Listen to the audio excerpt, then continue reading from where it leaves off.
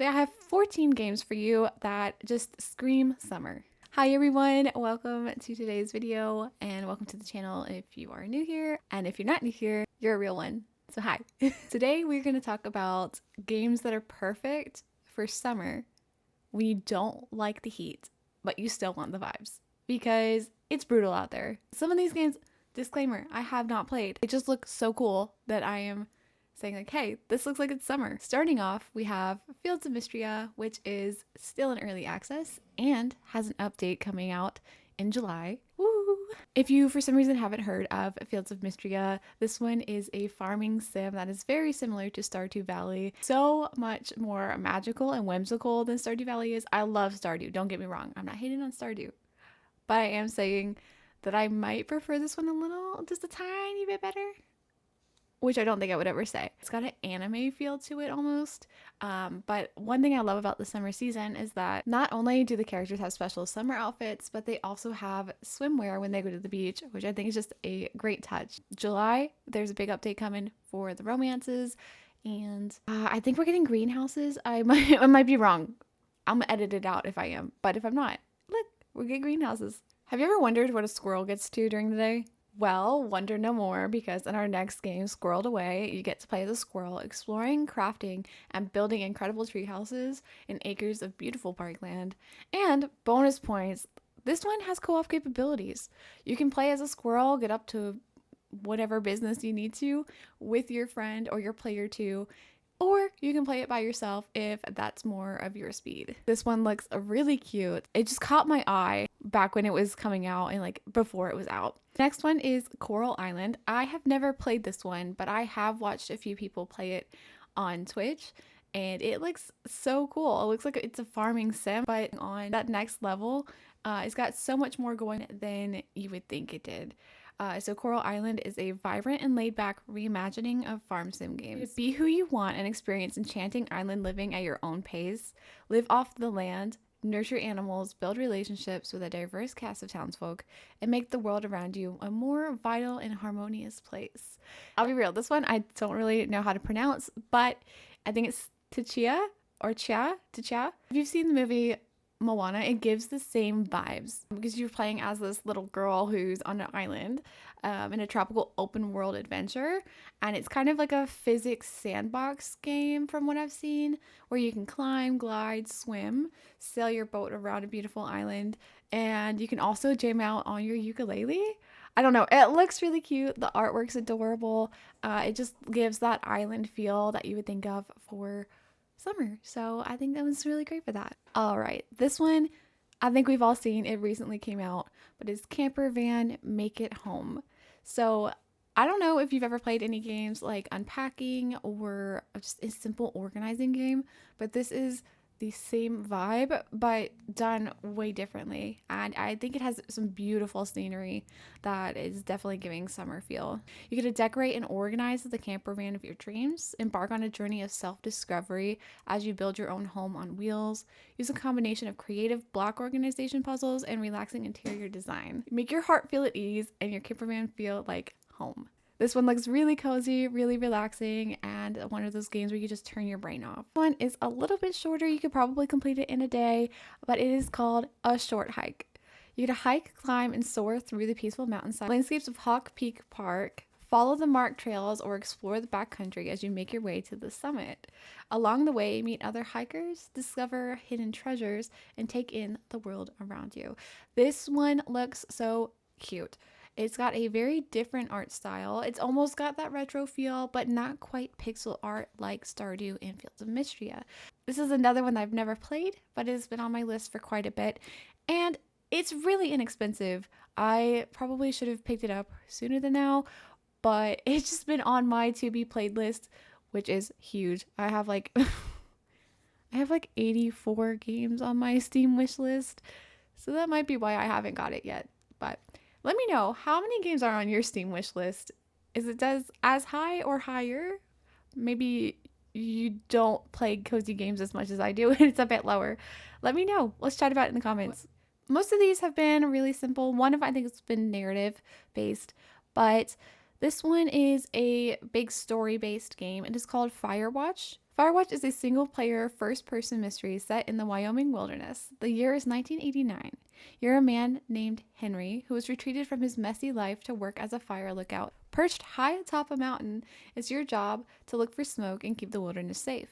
An especially hot, dry summer has everyone on edge. Your supervisor, Delilah, is available to you at all times over a small handheld radio. When something strange draws you out of your lookout tower and into the forest, you'll explore a wild and unknown environment, facing questions and making choices that can build or destroy only meaningful relationship you have. A little note though, Firewatch is a video game about adults having adult conversations about adult things, probably be more advised for the older generation based off of what the website is saying. I've heard a lot of good things about this game, and the artwork is chef's kiss.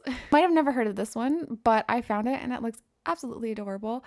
I think it's perfect for those of you that liked Tiny Glade. It's Summer House. It's a small scale building game and a love letter to the feeling of lost summer afternoons. Doesn't that sound perfect? Doesn't that sound perfect? I mean, it's got summer in the title. You get to craft a neighborhood of tiny, beautiful lived-in homes in a variety of settings: the sea, the city, or the mountains.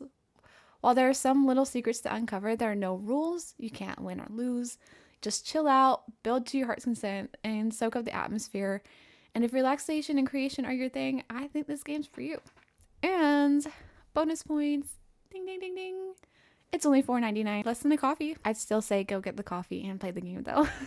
Okay, so this next one isn't necessarily in summer, but it kind of feels like summer to me. It's one that you can play co-op and single player. Love a good co-op game. I think playing games with people really makes it enjoyable, and it just helps form that community or build the relationships that you have in your life.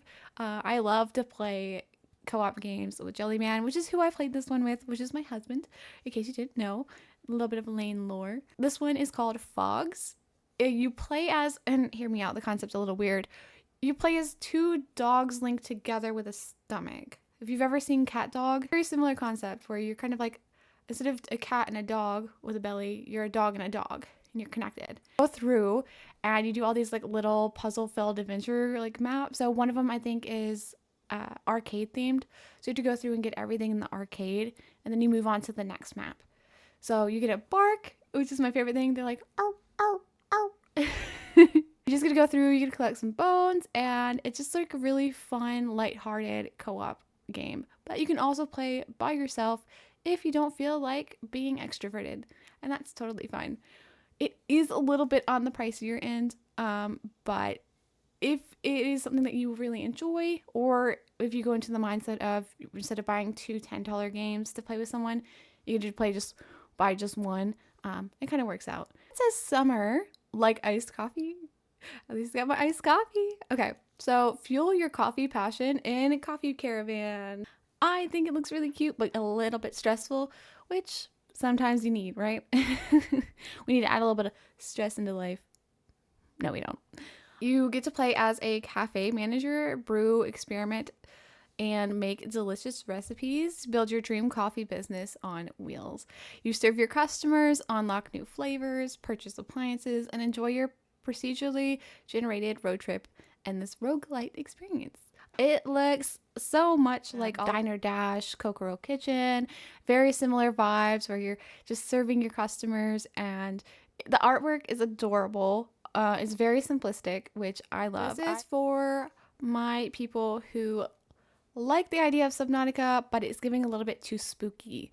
Me. One is called Beyond Blue. Beyond Blue is a single-player narrative adventure that takes you deep into our planet's beating blue heart. It's set in the near future. Beyond Blue explores the mysteries of our ocean through the eyes of a deep-sea explorer and scientist. You become a part of a newly formed research team using groundbreaking technologies to see, hear, and interact with the ocean in a more meaningful way than has ever been attempted. Haven't played it, so if it does get scary, that's on me for not playing it. But from the surface, which is funny because water, from the surface it looks more lighthearted, but still has that story. And who doesn't want to go swim with like the little fishies? Okay, another ocean themed one. We've got Dave the Diver. I've seen some mixed opinions if this one counts as a cozy game or not. I think it's close enough in art style, it's vibes, that I would count it as a cozy game, but it's up to you if you count it as cozy or not. So Dave the Diver is a casual single-player adventure RPG featuring deep-sea exploration and fishing during the day, sushi in a restaurant management style at night. So you join Dave and his quirky friends as they seek to uncover the secrets of the mysterious ocean. You get to do essentially a couple games in one. It kind of feels more, from what I've seen, arcade style. Another one I might say wrong. It is Dordogne. It looks precious. This is another narrative-based story one where you play as Mimi exploring the recollections of your childhood and the time shared with your late grandmother. As past meets present, confront your adult choices with fond childhood memories to uncover lost family secrets. Explore landscapes of 1,000 summer colors within hand-painted watercolor environments. This is the top one on my list to play this summer. If I only play one, I want to play this one. It looks right up my alley. It looks like it's going to be very story-driven. It might make me cry. I'm not sure. But I think it's exactly what I need this summer. And our last one, it is A Park Full of Cats. This is a hidden cat game that, again, not necessarily set in summer, but it definitely feels like summer. It has so many pop culture Easter eggs in it too, and it just has good vibes. I don't know if anyone had those highlights magazines growing up as a kid, but it reminds me of those so much, and it's so nostalgic. Really, really good brain off activity for after those hot summer days if you have to go outside. One thing to note about this one is that it is free $99, so you can play this one on Steam for free.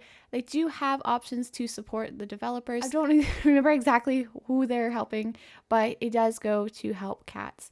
And yeah, definitely check it out. Support if you want to, but this is a great game.